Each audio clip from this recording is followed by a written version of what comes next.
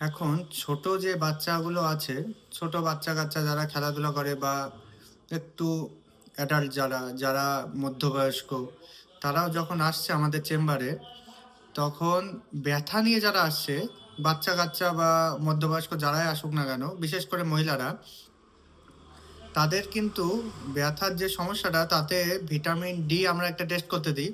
Vitamin D test করতে দিলেই দেখা যাচ্ছে তাদের ভিটামিন ডির পরিমাণ কিন্তু কম। আসলে এই ভিটামিন ডি এখন কম কেন? আমরা সান এক্সপোজার কিন্তু খুব কম হই। আমরা বেশিরভাগ সময় ঘরের মধ্যে থাকি, বাচ্চা-কাচ্চাদেরও খেলতে পাঠাই না। ঘরের মধ্যে পড়াশোনা করতে বসাই। ঘরের মধ্যেই সবকিছু তাদের। বাইরে সান এক্সপোজার হয় না। বাইরে গেলে ফুল হাতা জামা পরে যাই। এবং মেয়েদের ক্ষেত্রে বিশেষ করে বেশিরভাগ মেয়েরাই সানস্ক্রিন বলে একটা ক্রিম হয়, যেটা মুখে মেখে বেরোয় বা গায়ে হাত পায়ে মেখে বেরোয়, যাতে সূর্যের ওই যে আমাদের যে ভিটামিন ডি, সূর্যের আলো পড়লে যে ভিটামিন ডি ত্বকে উৎপন্ন হয়, সেই জিনিসটা কিন্তু হয় না। সেটার মানে বাধা হিসাবে কাজ করে ওই ক্রিমটা।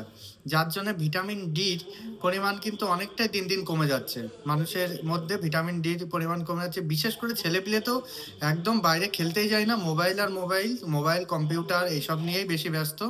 যার জন্য ভিটামিন ডি কমে যাচ্ছে। এর থেকে বাঁচতে হলে কিন্তু আমাদের সান এক্সপোজার একটু হতে হবে। সান এক্সপোজার যত কম হবে তত কিন্তু ব্যথা বেদনা, ভিটামিন ডি কমবে।